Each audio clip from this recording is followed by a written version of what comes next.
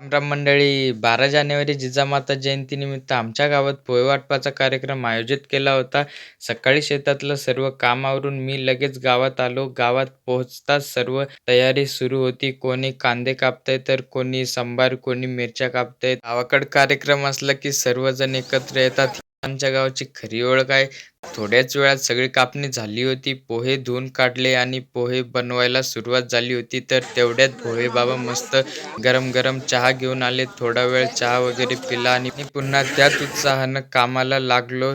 चहा झाल्यानंतर छत्रपती शिवाजी महाराजांच्या स्मारकाजवळ साऊंड सिस्टम जोडण्याचं काम सुरू झालं. तोपर्यंत पोहे मस्त तयार झाले होते आणि पोहे वाटायला सुरुवात झाली होती. तर सर्वात आधी गावातल्या वडीलधाऱ्या माणसांना पोहे दिले आणि मग सर्वांनी प्रसाद घेतला.